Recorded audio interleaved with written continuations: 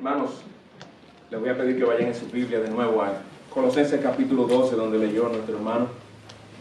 Colosenses capítulo 2. No vamos a leer el pasaje completo de nuevo, pero vamos a estar estudiando los versículos 11 al 15.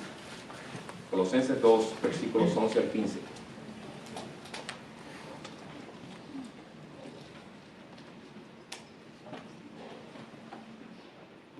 Vamos a pedir al Señor su ayuda, hermanos.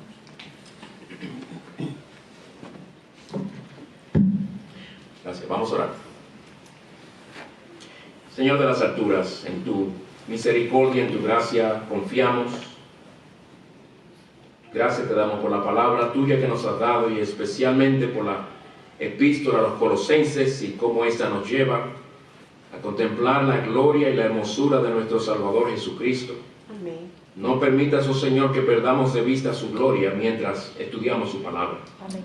Que esto nos lleve a nosotros a admirarle más, a amarle más, a servirle con un corazón humilde, a que en todo nosotros procuremos que Él sea honrado y exaltado, que Él crezca y que nosotros menguemos cada vez más. Amén. Que su nombre sea tenido en alto en esta hora mientras proclamamos su palabra. Capacítanos a todos aquí presentes. En Cristo te lo pedimos. Amén. Amén.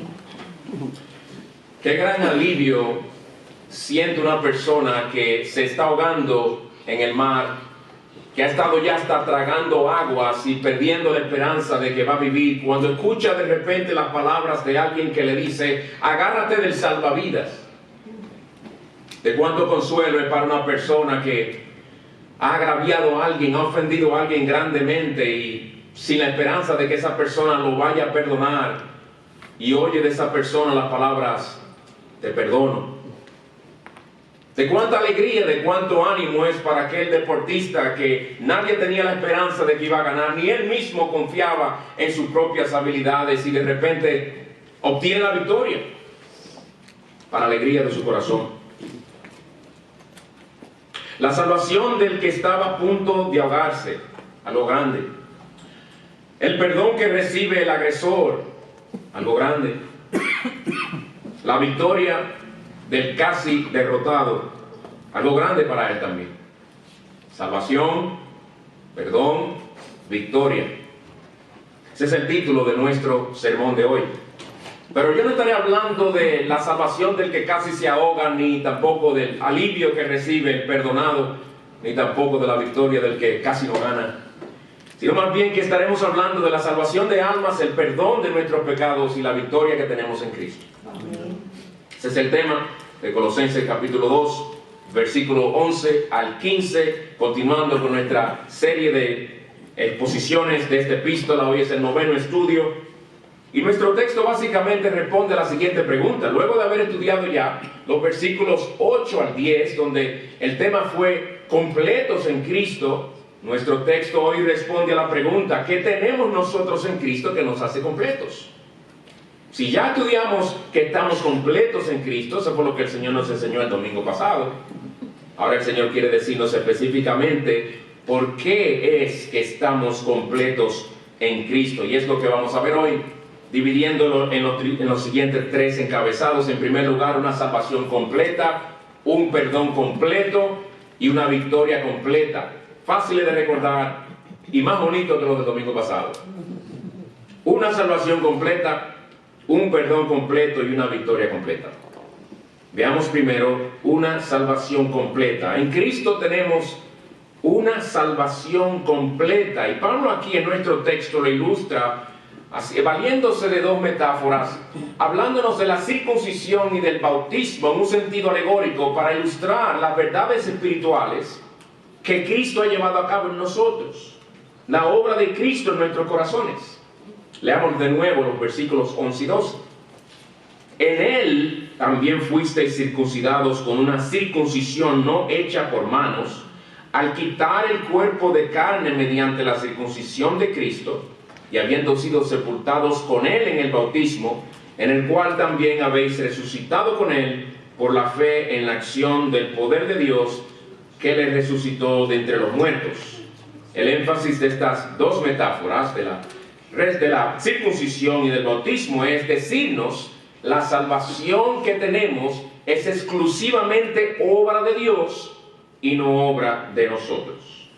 Pablo hace mención de estos dos rituales muy conocidos, pero dos rituales que son físicos, es decir, conllevan elementos aplicados al cuerpo humano. La circuncisión se aplicaba al cuerpo humano, todavía se circuncidan niños, pero en el sentido, en lo que esto simbolizaba para Israel, ya lo veremos, pero es algo físico, es externo. El bautismo, cuando alguien es bautizado, es el cuerpo que se moja, no hace algo intrínsecamente en lo interior del individuo.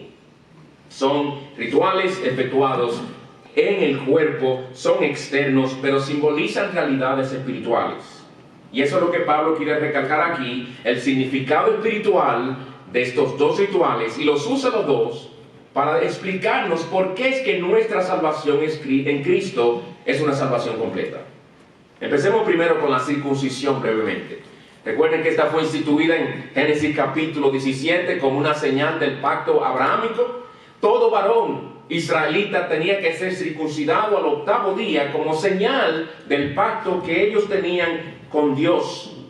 Pero ¿qué pasa? Que al pasar el tiempo, los israelitas, por causa del corazón engañoso y por causa de la propia maldad que todavía había en sus corazones, empezaron a confiar en la circuncisión como algo que les hacía aceptos delante de Dios. Y no solamente ellos llegaron a confiar en eso, sino que los judaizantes empezaban a enseñarle a las iglesias cristianas, ustedes tienen que, a los que no eran judíos, ustedes tienen que circuncidarse, porque si no se circuncidan, no son aceptos delante de Dios. Es decir, tienen que hacer algo en sus cuerpos, tienen que hacer algo externo. Sí, lo de Jesucristo y lo que hizo en la cruz es bueno, pero no es suficiente, tienen que circuncidarse. Y los colosenses estaban siendo bombardeados por esa enseñanza falsa, de ahí que Pablo tiene que hacer mención. Al hablarnos de que nuestra salvación está completa, específicamente dirigido por el Espíritu de Dios, escoge usar la circuncisión como una analogía de la obra que Cristo ha hecho en nosotros. Ahora, el Señor les había dicho a ellos ya desde antaño, desde los tiempos de Moisés, que la circuncisión no les podía salvar. Miren lo que dice en Deuteronomio 30, versículo 6. El Señor tu Dios circuncidará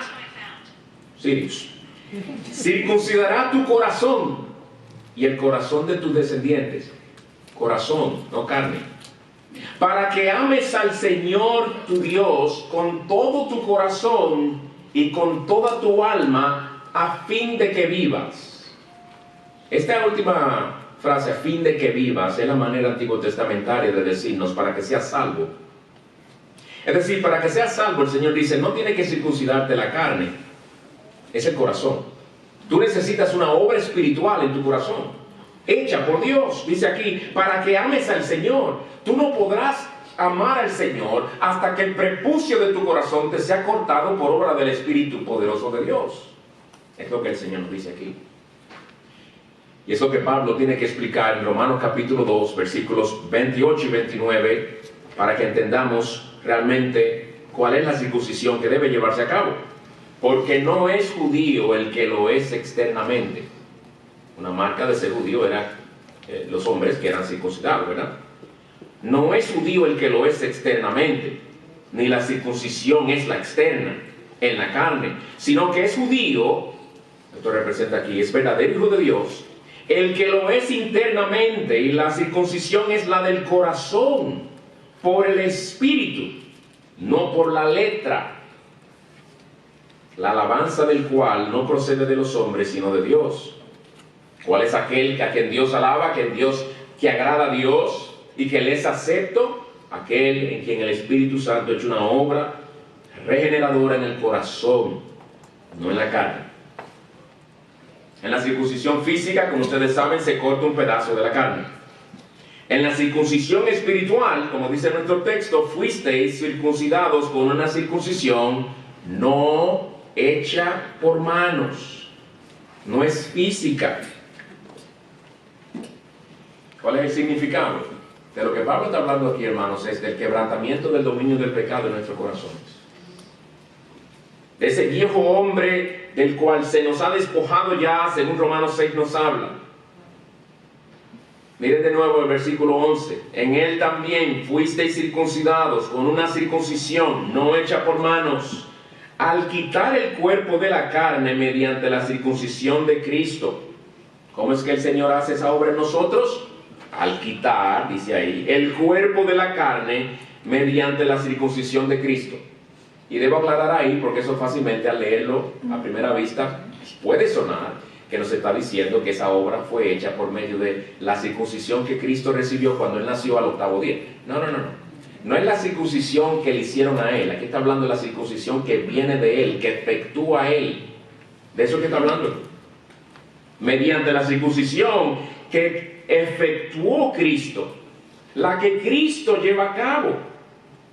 A esto se hace referencia en Romanos capítulo 6, versículos 6 y 7, cuando se nos habla de esa circuncisión espiritual que el Espíritu Santo lleva a cabo en el corazón. Dice, sabiendo esto, que nuestro viejo hombre o nuestra vieja naturaleza pecaminosa fue crucificado con Él para que nuestro cuerpo de pecado fuera destruido. En otra palabra, el dominio que el pecado tenía en nosotros fuera destruido eso. Porque sabemos que todavía hay pecado en el creyente. A fin de que ya no seamos esclavos del pecado. Porque el que ha muerto ha sido libertado del pecado. Y el versículo 14 dice, el pecado no tendrá dominio sobre vosotros. Esta es una de las marcas distintivas de un verdadero creyente. Que el pecado que antes lo dominaba ya no lo domina. El pecado que antes ejercía una influencia absoluta y un control y un dominio sobre sus tres facultades humanas. ¿Cuáles son esas tres facultades? El entendimiento, la voluntad y las emociones. El pecado antes dominaba todas esas cosas. Pero fíjense que triste la realidad de que no hay esclavo que más ame su amo que el pecador. No hay prisionero que ame más sus cadenas que aquel que está encadenado a su pecado. ¿Por qué? Porque el pecado le trae placer. Porque el pecado le gusta. Y es por eso que no queremos dejar nuestro pecado. En el fondo de todo aquel que no conoce a Cristo, la razón por la cual no quiere venir a Cristo es por lo que representa venir a Cristo. Representa dejar su antigua manera de vivir. Y aman demasiado eso como para querer dejarlo por Cristo.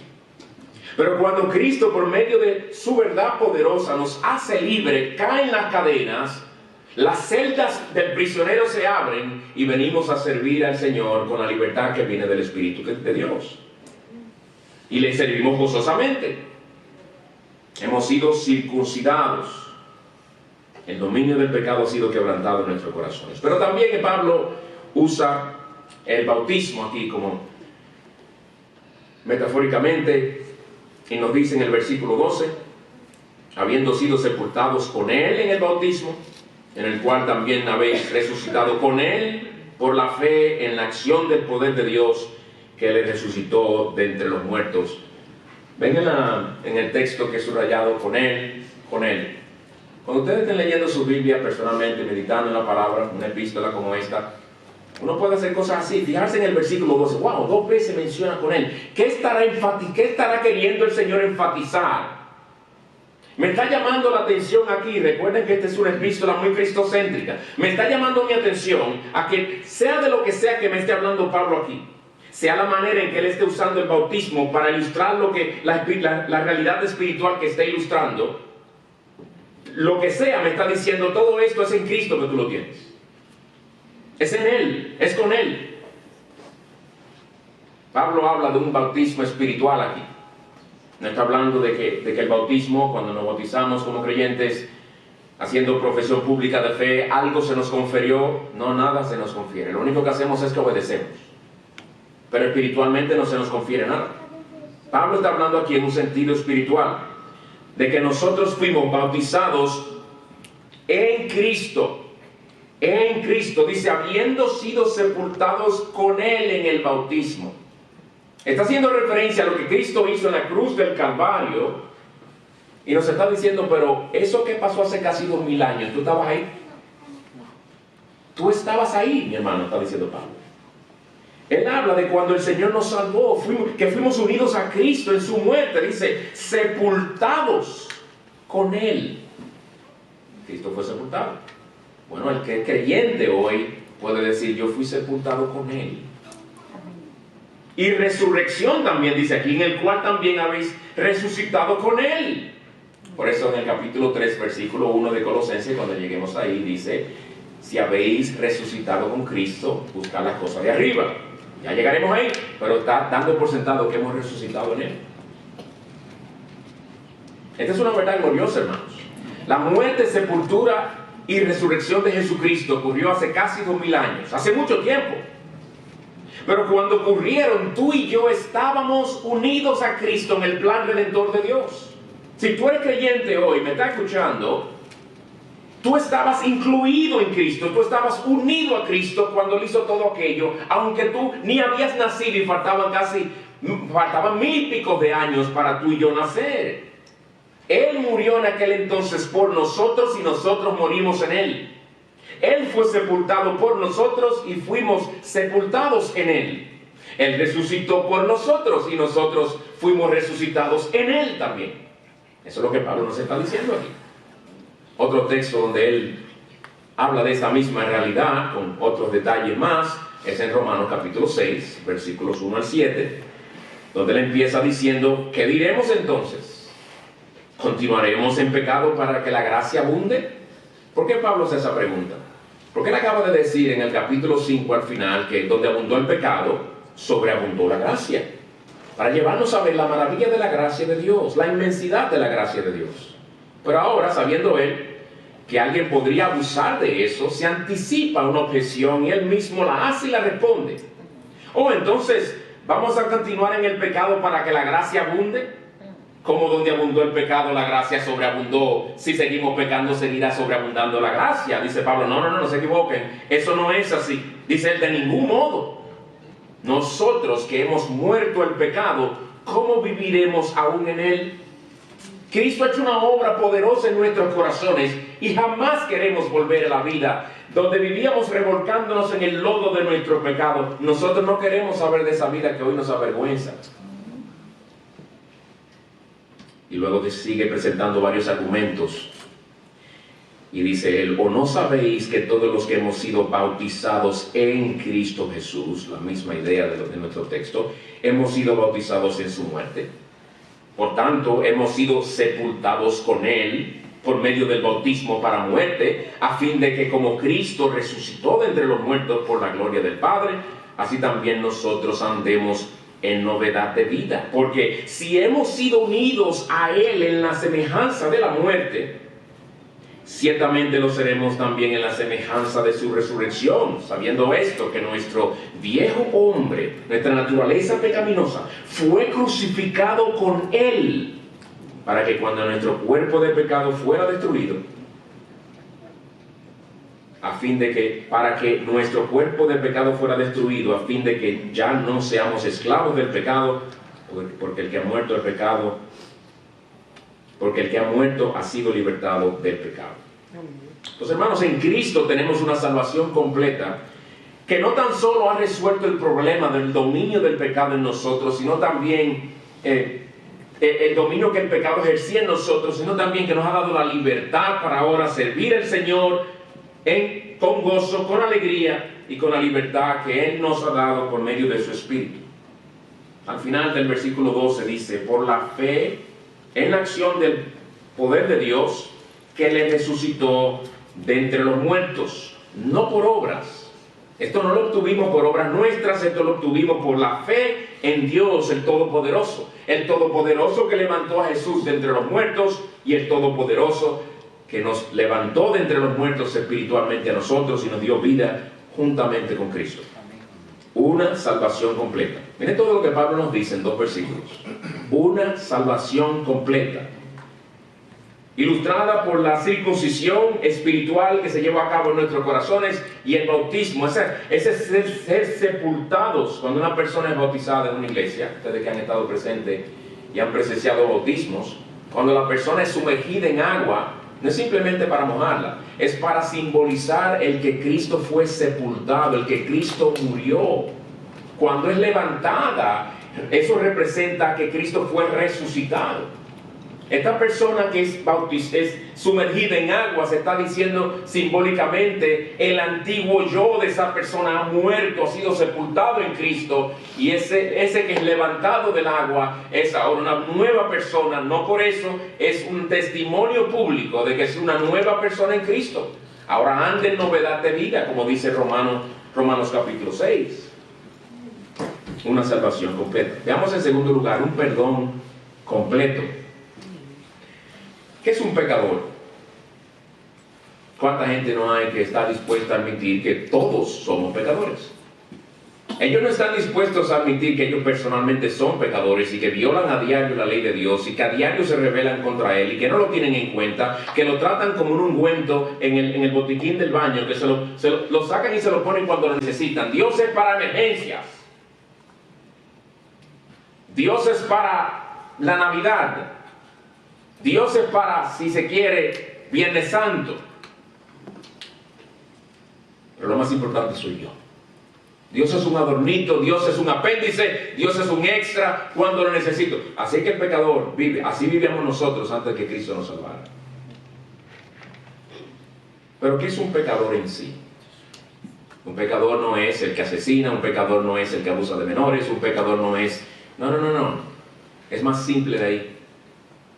Un pecador es una persona que tiene una aversión natural contra Dios. No quiere saber de Dios.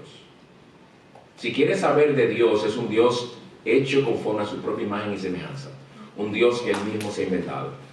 El Dios que le deja hacer todo lo que quiera. El Dios con el cual solamente se tiene que cumplir varias veces al año. Si Él se conforma con eso. Dios pequeño. El pecador es una persona que tiene una aversión natural a Dios. El pecador es una persona que vive en rebelión contra Dios. No se somete a su palabra, a su voluntad, ni quiere tampoco, no le importa. Pero también el pecador, amigos y hermanos, es una persona que tiene una deuda con Dios. Ese es el énfasis ahora. Tiene una deuda con Dios. Y una deuda que nunca va a poder pagar por sí mismo. Le debe obediencia perfecta a la ley de Dios. ¿Tú sabías eso? Que tan pronto tú naciste en este mundo, tan pronto fuiste formado en el vientre de tu madre, naciste bajo la ley de Dios, naciste bajo la autoridad del que te creó. Y estás, como todo ser humano, obligado a obedecer a perfección la ley de Dios. ¿Y quién la obedece a perfección? Tenemos una deuda. Tenemos una deuda. Porque vivimos violando esa ley. Y todas esas violaciones se han ido acumulando delante de Dios. Tenemos una deuda con Él. Una deuda. Pero también cada pecado que cometemos, lo cometemos contra un Dios infinito, un Dios que no tiene límites, un Dios que es eterno, Dios grandioso, y lo cual significa que nuestro pecado es del tamaño de Dios. Nosotros lo queremos hacer pequeño. Nosotros queremos y tratamos de justificarlo y hacer maravales mentales en nuestra mente para buscar la manera de convencernos de que eso que yo hice no es tan malo. No es tan malo mentir, depende. Y le ponemos colores a las mentiras. Mentiritas blancas. Bueno, la única que conozco es la blanca, no sé si hay otros colores. Pero tiene que haberlas. Una gama de colores. Eso depende a quién yo le robé. ¿Tiene mucho esa persona? ¿Le roba esa persona a otros? ¿Tenía yo una necesidad lo suficientemente grande como para justificar mi robo? Eso depende. Pero nuestros pecados son del tamaño de Dios. Si tú estás en Cristo Jesús, si tú eres un creyente que en Cristo ha salvado, esa deuda infinita y eterna, oye bien, ha sido cancelada. Completamente cancelada. Amén. Mira el versículo 13. Y cuando estabais, por cierto, ahí está por si acaso no lo saben, la Nueva Biblia de las Américas con un español, aquí hay una española aquí sentada, con un español más actualizado. Así que dice, no porque este sea antiguo, pero no es la manera en que hablamos como se habla en la tierra de nuestra hermana. Cuando estaban muertos, es decir, cuando ustedes estaban muertos, creyentes, en sus delitos y en la incircuncisión de vuestra carne, Él, Dios, ¿verdad?, os dio vida juntamente con Él. Miren ahora, habiéndonos perdonado todos los delitos. No solo algunos. El texto dice todos. Vaya a cualquier versión y traducción que usted vaya. Si es fiel a lo que dice en griego, en el original va a decir todos. No es todos los delitos. Eso significa los pecados pasados, los pecados presentes y los pecados futuros. Y tú dirás, hermano, no le digas eso a la gente porque lo va a animar a pecar. ¿Cómo que los pecados futuros han sido perdonados? Mi hermano, si Cristo no hubiera perdonado tus pecados futuros, si Él no hubiera pagado por ellos, tus pecados futuros entonces te condenarían. Él tuvo que sufrir por todos ellos. Tuvo que pagar por todos ellos.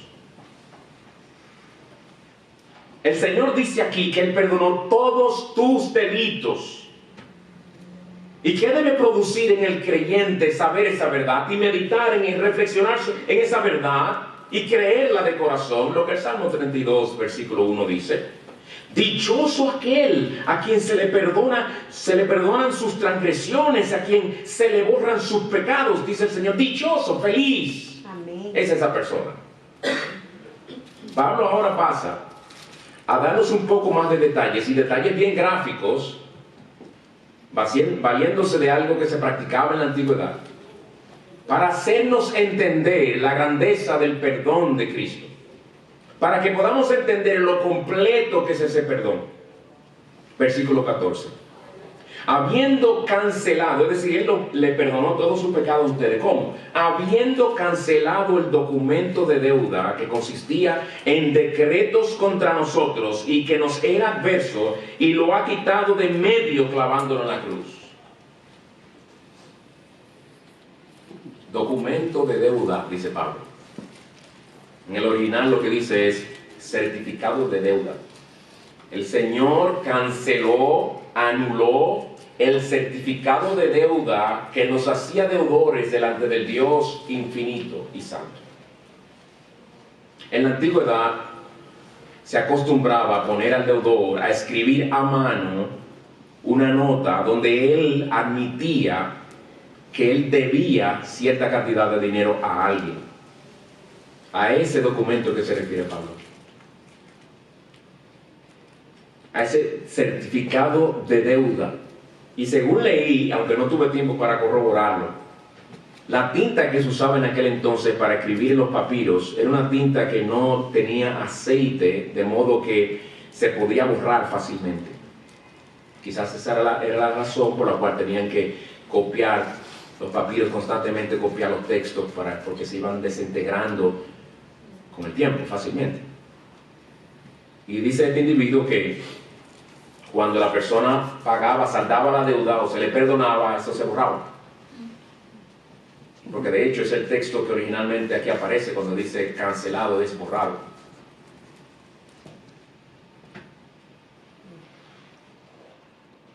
Deuda, dice Pablo, que consistía en decretos contra nosotros.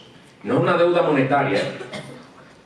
No es una deuda monetaria que tenemos con Dios, es una deuda diferente. Es una deuda moral. Una deuda que consistía en decretos o mandamientos contra nosotros. ¿A qué se refiere Pablo? A la ley santa de Dios que nos condenaba a nosotros como creyentes y que condena al mundo entero. En Efesios 2:15, hablando de algo parecido, Pablo dice: aboliendo o anulando en su carne, es decir, por medio de su muerte en la cruz, la enemistad. Y ahora explica, la ley de los mandamientos expresados en ordenanzas, dice Pablo. Dios en Cristo canceló esas cosas. Y tú me dirás: oh, pastor, hermano, tú estás diciendo que el Señor ya nos quitó la obligación que teníamos para con la ley moral de Dios. No, no es lo que está diciendo aquí. Pablo no está incentivando el antinomismo aquí. Antinomismo es esa filosofía que enseña falsamente que el creyente no está obligado para con la ley moral de Dios, sino que no se aplica nada de eso y tiene que echarlo a un lado. No, eso no es lo que Pablo está diciendo aquí. Lo que Jesús anuló, según este texto, fue el poder condenatorio de la ley contra nosotros. La ley de Dios sigue siendo la ley moral de Dios. Poniendo a un lado la ley ceremonial, todo eso fue abrogado. Las leyes civiles del Antiguo Testamento, ojo por ojo, diente por diente, esas cosas no se aplican a nosotros. Pero la ley moral de Dios se aplica a nosotros. Lo que Jesús anuló fue el poder condenatorio de esa ley en contra nuestra. Él canceló la deuda que habíamos incurrido contra Dios por violar su ley. Mira lo que dice en 1 Corintios 15, y entendiendo estas cosas que estamos estudiando, quizás ahora van a poder entender mejor un pedacito del versículo 56. ¿Dónde está, oh muerte, tu victoria? Pablo viene hablando de la resurrección de Cristo. De que así como Él resucitó, nosotros también seremos resucitados. De que Él resucitó para nuestra justificación. Y aquí Pablo, lo que podríamos llamar un canto de victoria, donde Él se pone de pie y básicamente reta la muerte y reta el pecado por su confianza en la obra de Cristo en la cruz y su resurrección. Y dice: muerte, ¿dónde está tu victoria? Tú antes ibas a ganar contra mí, pero ya no. Ya tú no me vas a arrastrar a las tinieblas eternas, oh muerte. ¿Dónde está tu victoria? Y dice: ¿dónde está, oh sepulcro, tu aguijón? El aguijón de la muerte es el pecado. Yo voy a morir definitivamente, dice él. Pero ya la muerte para mí es como una abeja sin aguijón. Una abejita que anda por ahí, uno le tiene miedo, pero si supiéramos que no tiene aguijón, ya pierde, le perdemos el temor, porque el problema es el aguijón. Dice Pablo: la muerte no tiene aguijón ya para el creyente. Y luego termina diciendo: y el poder del pecado es la ley. ¿Qué hace el pecado ser pecado? El hecho de que existe una ley. No hubiera pecado si no hubiera una ley que hemos desobedecido. No hubiera pecado si no hubiera un legislador que nos dio esa ley, si no hubiera un creador que nos hizo y nos colocó bajo esa ley suya, bajo su autoridad. Si no hubiera ley a la cual obedecer, ¿de qué se nos va a acusar? Si allá afuera en la carretera no dijera el límite de la velocidad y usted andara a 185 millas por hora, ningún policía la va a poder detener y decirle: usted está yendo demasiado rápido, porque usted le diría: ¿basado en qué ley tú me estás diciendo eso a mí? ¿Basado en qué letrero? Porque yo no he visto ningún límite de velocidad por aquí. Pero como hay límite de velocidad, ese letrero es la ley que le dice a uno: no te pases. O en la práctica ellos saben que la persona se puede pasar unas cuantas millas más, porque no es tampoco algo tan estricto, sí, pero hay una ley. El poder del pecado es la ley. Y el Señor le quitó a esa ley su aguijón, le quitó a esa ley su poder condenatorio contra nosotros. Y aunque seguimos siendo responsables delante de esa ley y obligados a obedecerla, y ahora capacitados para obedecerla con amor y con deleite, sin embargo esa ley no nos puede condenar, porque Cristo ya pagó por nosotros. Amén. Cuando Cristo por su gracia canceló nuestra deuda, al perdonar todos nuestros pecados, Él le quitó el poder condenatorio a nuestros pecados. Tu pecado y el mío sigue siendo grande, sigue siendo contra un Dios eterno e infinito. Sigue siendo ofensivo porque Él no rebaja su santidad porque tú eres cristiano ahora. Él sigue siendo perfectamente santo.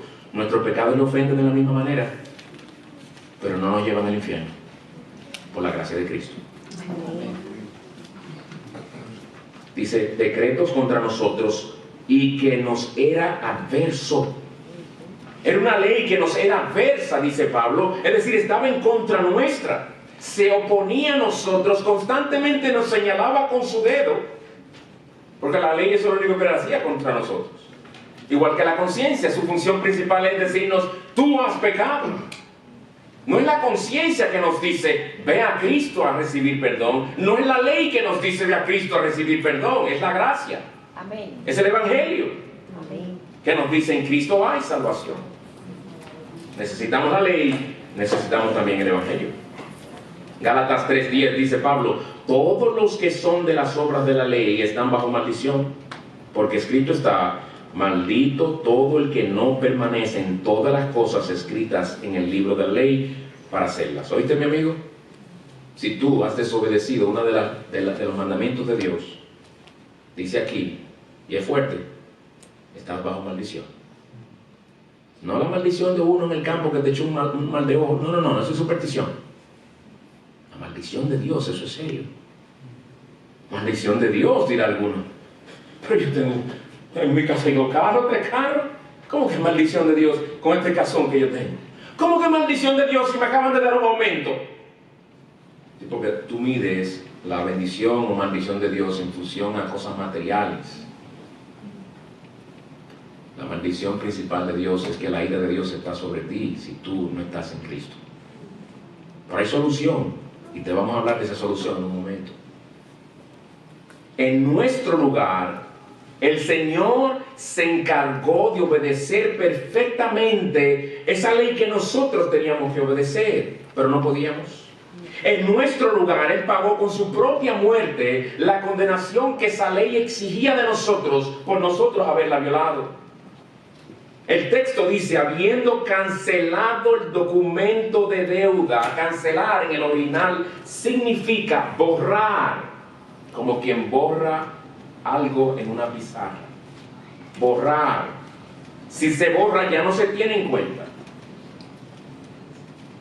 Si decía el letrero, Eurípides debe $1,000, y borran eso, ya Eurípides no debe $1,000, porque ya se borró. Ya eso no existe. Nadie puede decir, sí, pero ahí decía. No, ya no dice nada. Ya ha sido borrado. Ya Eurípides no debe. Nuestro perdón, hermanos, es total. Y oigan con qué palabras más contundentes Pablo le pone la tapa al pomo, si podríamos decir, a toda esta declaración tan gloriosa que nos ha dado. En el versículo 14 dice, al final, y lo ha quitado de medio. No solamente lo ha borrado, como que dice, el Señor fue más allá. Él lo ha quitado de medio, clavándolo en la cruz. ¿Qué ha clavado en la cruz? Ese documento, ese certificado de deuda que tú y yo teníamos para con el Dios infinitamente santo, ha sido no solamente borrado, sino también quitado del medio, como si Dios dijera, quítamelo de ahí que no lo quiero mirar más. Yo no quiero ver más eso porque ya eso ha sido perdonado. Y lo ha clavado en la cruz. Ese documento que nos acusaba ha sido clavado en la cruz. Amén.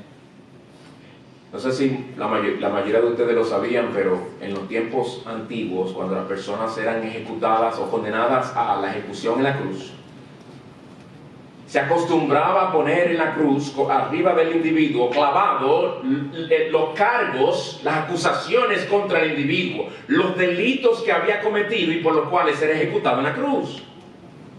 A Jesucristo, no pudiendo encontrar nada contra él, que le pusieron Jesús de Nazaret, el rey de los judíos, lo cual ofendió grandemente a los fariseos y líderes religiosos, ¿se acuerdan? Y le dijeron a Pilato, quítase de ahí. Y Pilato dijo, lo que escrito está, se quedó así. Un testimonio poderoso ante toda la sociedad en ese entonces, y aún para nosotros y todo ser humano que lea los evangelios, que en Jesús no se halló pecado.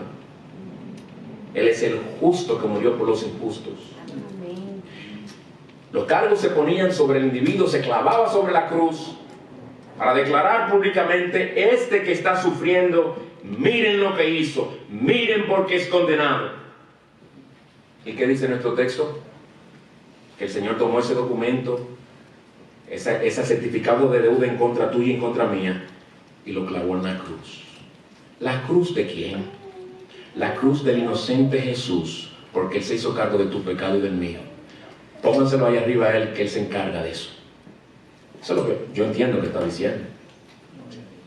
El documento que te acusaba de tus pecados fue clavado en la cruz de Cristo, porque Él tomó sobre sí el pecado mío y el pecado tuyo para pagar por Él. Es como si Jesús le dijera al Padre: Padre, clava sobre mí todos esos pecados de mi pueblo que yo pago por ellos. Clávamelo aquí, que yo voy a pagar. Con razón dice Pablo: el que no conoció pecado, por nosotros lo hizo pecado, para que fuéramos hechos justicia de Dios en Él. Mi hermana que está aquí presente en su Facebook compartió lo siguiente, y lo cogí de ahí y lo puse en el sermón. Cito, y la cita el autor desconocido: Él vino a pagar una deuda que no debía, porque yo tenía una deuda. Repito la cita: Jesús vino a pagar una deuda que no debía, porque yo tenía una deuda que no podía pagar. Él se encargó de ella. Gratuitamente Él se encargó de esa deuda. No es un perdón completo el nuestro, hermanos. Una salvación completa, un perdón completo. En tercer y último lugar, una victoria completa. En el versículo 15 dice lo siguiente, el último versículo que vamos a ver. Voy a citarlo en nuestra versión y la nueva versión internacional, para que nos aclare mucho más y entender, y tomar ambas versiones y entender mejor lo que dice. Sigue hablando de Jesús y lo que Él hizo en la cruz. Y habiendo despojado los poderes y autoridades, hizo de ellos un espectáculo público, triunfando sobre ellos por medio de Él.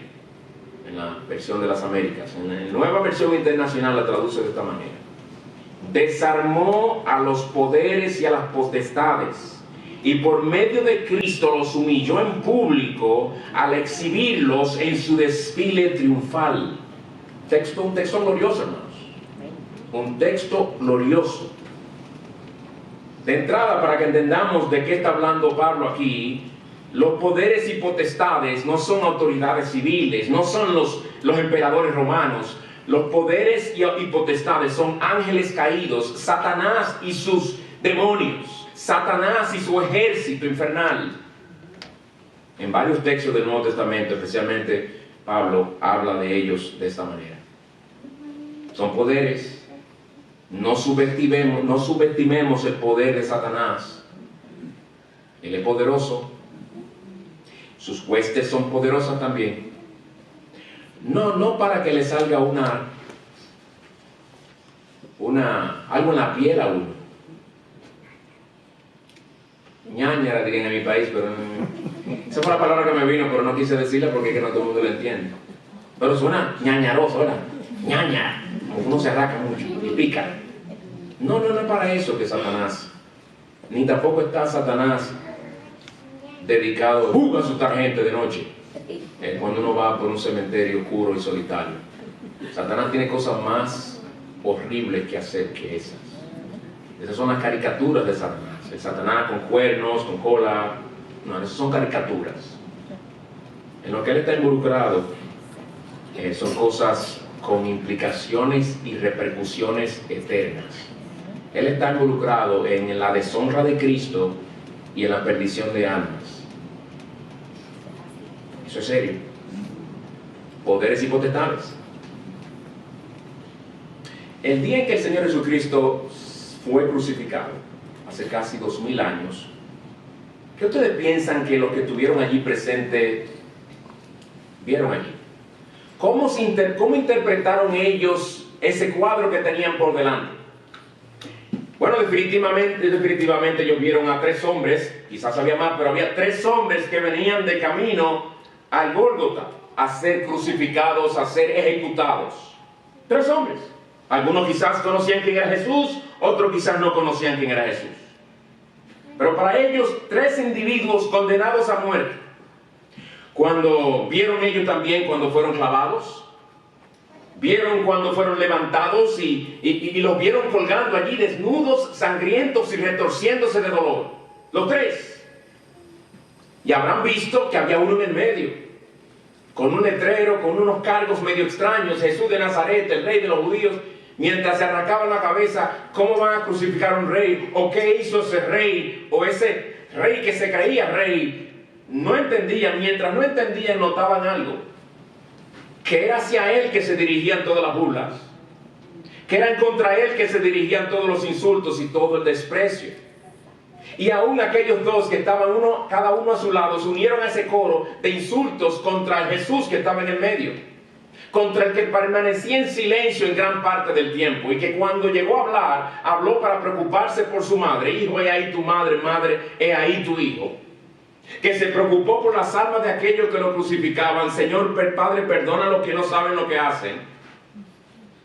Cuando le mostró su gracia y misericordia a uno de los que se arrepintió en la cruz y le dijo: hoy estarás conmigo en el paraíso.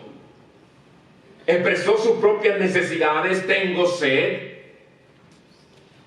Pero no fue sino hasta 3 horas después que él exclamó: Dios mío, ¿por qué me has desamparado? Él no estaba pensando en sí. Toda esa gente estaba viendo ese cuadro. Ese era el público en general y sus enemigos que veían ahí. Oh, vieron que finalmente el Jesús, a quien querían taparle la boca, finalmente estaba clavado en una cruz, inmóvil. No podía ir ya a ninguna sinagoga a predicar el evangelio, y no podía seguir sanando gente, ni podía mucho menos decirle a ellos: escribas y fariseos hipócritas, etcétera, etcétera, etcétera. Ya lo derrotaron. Satanás, ¿qué vio allí? Lo que mucho deseó. La serpiente antigua, como se le llama al diablo también, creyó en aquel momento que su mordida contra Jesús había sido mortal, que finalmente el veneno estaba corriendo ya por sus venas y estaba pronto por morir.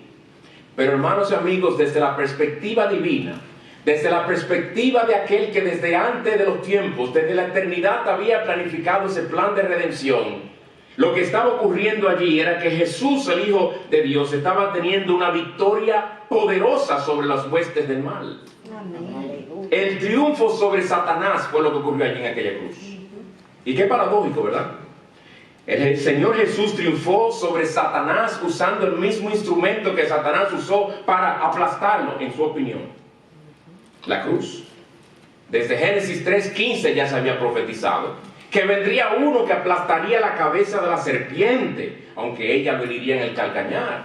En comparación con lo que el Señor le haría, lo de Satanás, porque el dolor del Señor y su sufrimiento fue real, lo que harían contra él sería como una mordida de un calcañar comparado con una cabeza aplastada de una serpiente, porque así es que se mata la culebra. Jesús habría de aplastar la cabeza de la serpiente. La serpiente que desde hace mucho tiempo venía tratando de deshacerse de Jesús. Desde su nacimiento movió el corazón de Herodes para que mandara matar a todos los niños de 2 años para abajo, porque él no sabía dónde se encontraba, para asegurarse de que mataran al rey de los judíos que había nacido, como se le informó. Eso era Satanás que quería destruirlo, pero el Señor se lo impide. Cuando lo tienta en aquel desierto, él quería su destrucción también.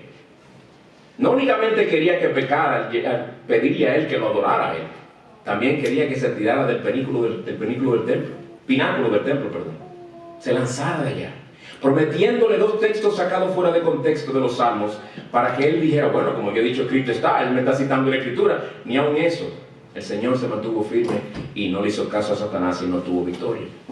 Y las veces que quiso también que mataran al Señor a pedradas por medio de los fariseos y líderes religiosos, pero el Señor siempre se les escapaba. Intentos asesinos de Satanás, siempre quería la destrucción del Señor.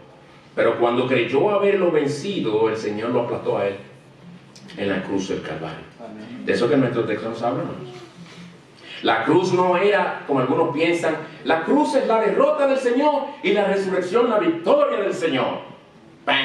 Error grave. La cruz es la victoria del Señor y la resurrección es la vindicación del Señor. Amén. Y la declaración pública de esa gloriosa victoria. Amén. No, en la cruz Jesucristo no fue vencido en la cruz. Él ganó en la cruz. Amén. Así fue que, según nuestro texto, hermanos, Jesús hizo un espectáculo público de Satanás y su ejército al triunfar sobre él. Esto hace referencia a las procesiones que hacían los emperadores romanos cuando ganaban contra algún enemigo. Tomaban al rey de esa nación, lo ponían delante de la procesión y todos sus súbditos ahí atrás, y lo llevaban por las calles de Roma o de cualquier ciudad bajo el imperio romano para hacer un espectáculo público de todos esos derrotados. La gente entendía a qué se refería Pablo en ese sentido. Y estaba diciendo, mira, Jesucristo hizo eso con el diablo. Es un desfile, un espectáculo público. ¿Pero cuándo? En la misma cruz. No fue ni en la resurrección, no. Fue en la cruz lo que ocurrió allí. Aplastó a Satanás. Cuando él dijo, consumado es, le dio el último golpe.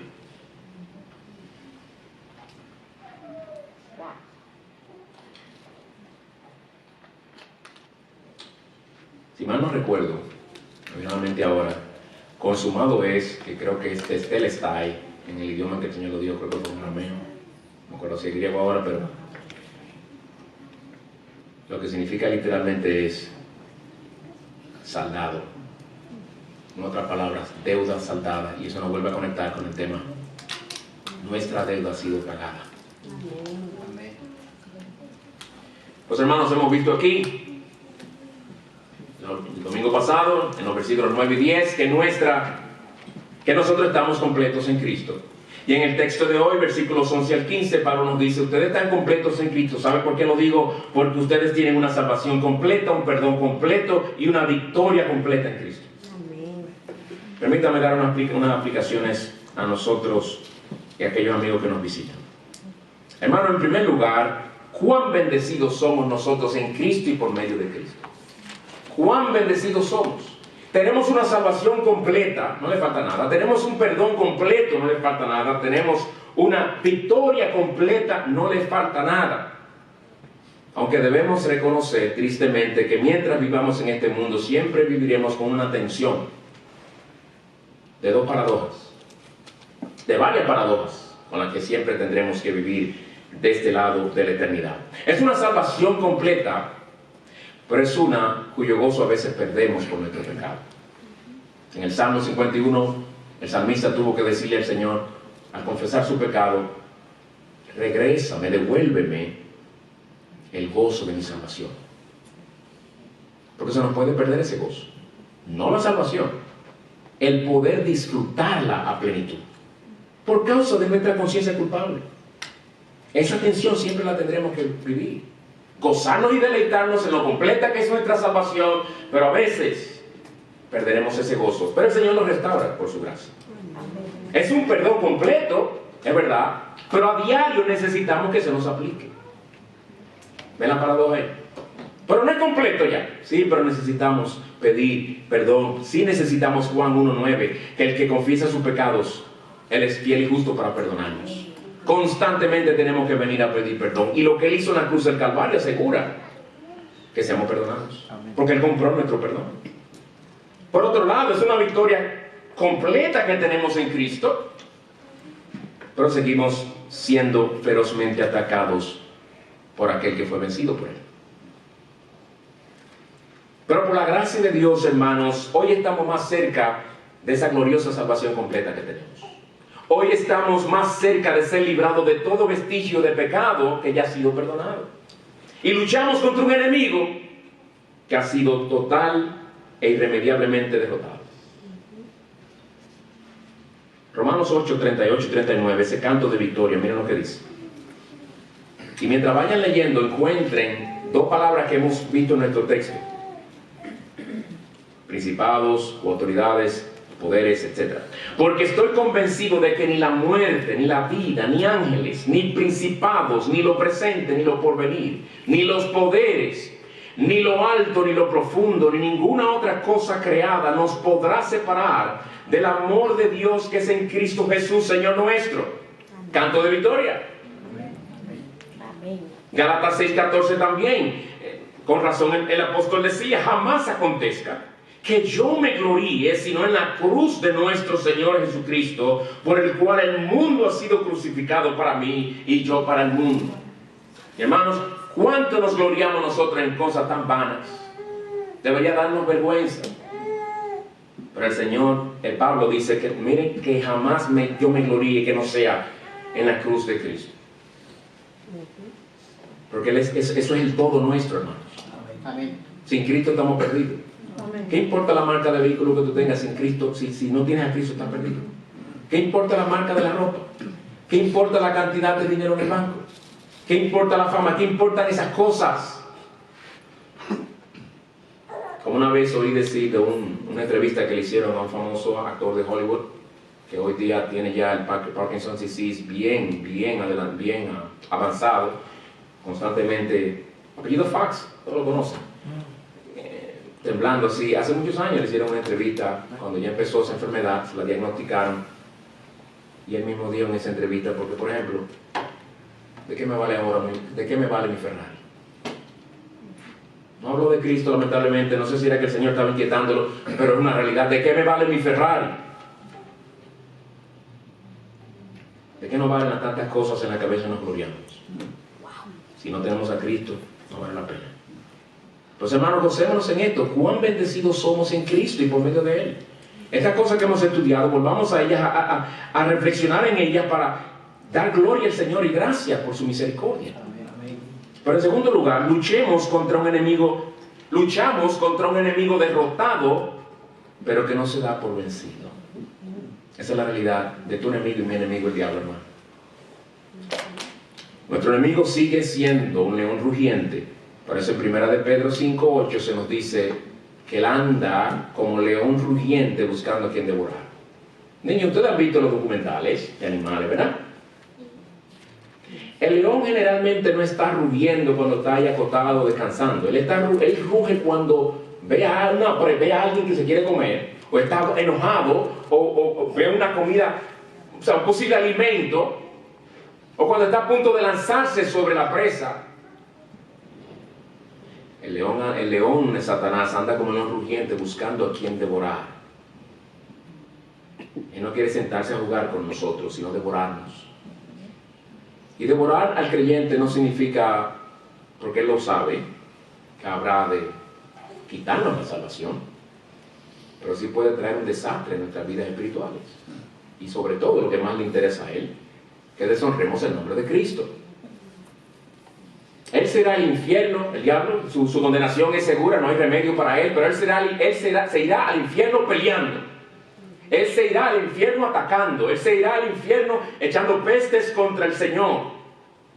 Sus tentaciones siguen siendo poderosísimas. ¿Qué es lo único bueno que tiene el diablo? Si podríamos llamarlo bueno. Perseverancia. El diablo persevera y persevera y persevera, aunque para el mal. Pero él no tiene, oye bien creyente, él no tiene poder para hacerte pecar. ¿Cuántos cristianos hay que dicen, el diablo me llevó a esto, el diablo me llevó a lo otro? No, él te tentó a hacerlo, tú lo hiciste porque quisiste. Tú y yo lo hacemos teniendo el poder para resistirlo, teniendo el poder para permanecer firmes, teniendo los recursos espirituales para no ceder a su tentación como quiera cedemos. Tú y yo somos responsables de eso. Dice la Escritura en 1 de Juan, aquel que nació de Dios lo guarda y el maligno no lo toca. Él no nos puede tocar y hacer con nosotros lo que él quiera. Zarandearnos sí. Como le dijo el Señor a Pedro, Satanás os ha pedido para zarandearos. Zarandearlo es una cosa, arrancarlo de raíz es otra. Él no puede hacer eso. Pero si no zarandea. Nosotros pecamos cuando nosotros cedemos. Si a ti te encargan, hermano, amigo, en un trabajo, es una industria, lo que sea, donde hay varios hornos de fuego encendidos y bien calientes, y que a veces sale chispa de esos hornos, y tu jefe te dice, llévame este balde de pólvora, pero tienes que pasar por ahí, ten cuidado que no le caiga una chispita a esa pólvora. ¿Cuánto cuidado tú tendrías para que no le caiga chispa a la pólvora? Nuestros corazones, por el pecado remanente que aún llevamos, tienen pólvora. No nos acerquemos a la chispa de la tentación. Tú y yo somos responsables de eso. Cuando usted se acaba de bañar o sale de una piscina, usted se aleja de todo lo que tenga que ver con electricidad, ¿verdad? Tengamos cuidado de nosotros no acercarnos innecesariamente a la tentación. Luchemos como lo que somos, hermanos. Luchemos como lo que somos por la gracia de Cristo. Vencedores por medio de su obra poderosa en la cruz y el poder del Espíritu Santo que mora en nosotros. Romanos 8:13, si por el Espíritu hacéis morir las obras de la carne, viviréis. Es por el Espíritu, es el que nos capacita. Romanos 8:37, canto de victoria también. Pero en todas estas cosas somos más que vencedores por medio de aquel que nos amó. Más que vencedores, no solamente vencedores. Pues mi hermano, te exhorto, asegúrate de vestirte con toda la armadura de Dios que Él te ha dado. En Efesios capítulo 6, lo puedes leer cuando tú quieras, a partir del versículo 18 o el 12, creo que el 12 en adelante. Vistámonos de esa armadura que el Señor nos ha dado, para que estemos firmes cuando vengan los asaltos de Satanás. Procura refutar los ataques de Satanás, sean tentaciones a cometer pecados físicos o sean ataques internos de Satanás, llevándote a dudar de Dios, queriéndote llevar a dudar del amor de Dios, queriendo llevarte a dudar haciéndote creer que Dios te ha dejado y abandonado cuando Él ha dicho que no lo haría. Refuta todos esos ataques siempre, como Jesucristo lo hizo en aquella tentación en el desierto, diciendo: escrito está. No solamente diciendo escrito está, citando lo que está escrito.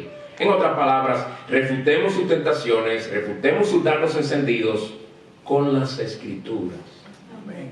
Y para hacer eso necesitamos conocer las Escrituras. Amén. Y exalta a Dios, viviendo en dependencia de Él. Exalta a Dios, venciendo al diablo con el poder que viene únicamente del Salvador Jesucristo. Exalta a Dios. ¿Por qué digo exalta a Dios? ¿Saben por qué? Porque cuando usted va al libro de Job capítulo 1, dice la Escritura que Satanás se presenta delante de Dios. Y no es Satanás que empieza hablándole a Dios de Job, es Dios hablándole bien de Job a Satanás. Y le dice: tú has visto a mi siervo Job, que es así, un hombre temeroso de mí, etcétera, etcétera. Satanás le dice: ese hombre te teme por todas las cosas, todas las bendiciones materiales con las que tú le has rodeado. Ese hombre no te teme de balde. Quítale todas esas cosas y verás cómo te maldice en tu misma cara.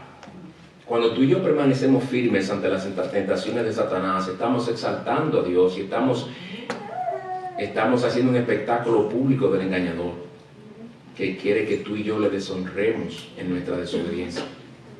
Pero al permanecer firme, exaltamos a aquel que venció en la cruz y nos ha dado la victoria. Amén. Pues tenemos ánimo, hermano, para seguir luchando, porque luchamos contra un enemigo vencido. Sí, no se dará él no acepta su derrota, pero está vencido. Ha sido vencido por el poder de Cristo. Amén.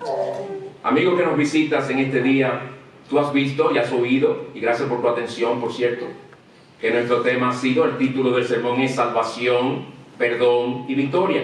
Salvación, perdón y victoria, que son todas esas cosas que Cristo ha comprado por nosotros en la cruz del Calvario. Pero tu caso es diferente. Tu caso es lo contrario. No lo digo para ofenderte, lo digo por amor a ti, para decirte la verdad, como te diría un doctor: si te encuentra un cáncer, te tiene que decir la verdad. Y tú vas a querer que te diga la verdad. Y también, encima de la verdad, que te diga el remedio, ¿verdad? Yo te voy a decir la verdad y te voy a decir el remedio. Salvación, perdón y victoria, todo aquello que estamos en Cristo. Que antes no estábamos en Cristo, estábamos en tu misma situación, recuerda eso. Lo contrario que es, en vez de salvación teníamos perdición. En vez de perdón llevábamos sobre nosotros una culpa constante. En vez de victoria lo que llevamos es una constante derrota. Cristo vino a este mundo a dar totalmente lo contrario. Cristo vino a este mundo a dar salvación por perdición. Vino a dar perdón por culpa. Vino a intercambiar la victoria por la derrota que tú tienes. Escucha estos textos bíblicos que nuestro hermano va a proyectar aquí, donde el Señor te habla a ti directamente y te llama a hacer algo para tú entonces recibir esa salvación, perdón y victoria de la que hemos estado hablando. En Isaías 1:18 es un texto maravilloso donde yo me imagino a Dios por la manera en que habla, como si fuera que Él descendiera de su trono, te sentara en una silla, cogiera una silla, Él se pusiera delante de ti, se sentara delante de ti y te dijera lo siguiente: vengan ahora y razonemos. Vamos a entrar en una conversación, de uno a uno, de tú a tú, de yo a yo. Aunque sus pecados, y lo voy a poner el tú aquí, aunque tus pecados sean como la grana, y la grana es un color rojo bien marcado, bien rojo. Aunque tus pecados sean como la grana, como la nieve serán emblanquecidos. Aunque sean rojos como el carmesí, otro rojo bien fuerte también, como blanca lana quedarán. Dios no tiene que razonar contigo, pero Él es un Dios de gracia y misericordia. Mira que aquí lo hace. Ven, detente de ese trajín que tú llevas, ese desenfreno que tú llevas, esa indiferencia a mí, a pesar de que yo soy tu creador y el que te sustenta, el que te da alimento diario, el que te da el aire que respiras, el que mantiene tu corazón latiendo sin tú hacer nada al respecto. Siéntate, ven conmigo, el que tú has ofendido, que yo tengo que hablar contigo. Y tú dices, bueno, ¿te imaginas que Dios esté sentado contigo? No, Dios te sentó ahí donde tú estás ahora. Y no soy yo Dios, es lo que te estoy leyendo. Él te está hablando ahora mismo y te está diciendo, vamos a razonar. ¿Y qué es lo que te está ofreciendo? Dame tu pecado que yo te lo limpio. Yo te perdono toda tu maldad. Ezequiel 33:11. Un clamor del Señor y un llamado a personas que en su dureza de corazón se tapan sus oídos y sus corazones y huyen de Dios. Y lo más seguro te estoy describiendo a ti. Dice el Señor allí lo que Él nos manda a nosotros a decirte a ti. Diles, vivo yo. Es otra manera de decir, yo te juro por mi ser. Si esto no es verdad, que yo deje de ser, es como que si fuera que estuviera diciendo eso. Vivo yo, tan seguro como yo existo, así de seguro y de verdad es lo que te voy a decir. Que no me complazco, no me gozo en la muerte del impío. Yo no me gozo en tu muerte. Yo no me gozo en que tú mueras así como estás, sino que el impío se aparte de su camino y viva. El Señor te está diciendo, mira, yo no me gozaría que tú mueras como tú estás. Yo me gozaría más en esto, en que tú des la vuelta, en que tú te arrepientas, en que tú te vuelvas a mí y yo te dé vida. Vuélvanse, dice, vuélvanse de sus malos caminos. Y te hace una pregunta que espero que te lleves hoy. ¿Por qué han de morir, oh casa de Israel? ¿Por qué tú has de morir si ahí está el remedio? ¿Por qué has de morir si te estoy ofreciendo la gracia y el perdón y la misericordia? ¿Por qué? ¿Por qué? Respóndele a Dios por qué. ¿Qué te ofrece Cristo que tú no quieres aceptar que tu pecado te ofrece? Isaías 55:7, otro llamado del Señor a que vengas a Él. Y te dice, ¿para qué? Abandone el impío es el que no teme a Dios. Abandone el impío su camino, que no es el camino de Dios, es tu camino, el que tú quieres, el que te gusta, que Dios no figura. Abandona el impío su camino y el hombre malvado sus pensamientos, su manera de pensar, y vuélvase al Señor, que tendrá de él compasión, al Dios nuestro, que será amplio en perdonar. Dios se goza en perdonar pecadores.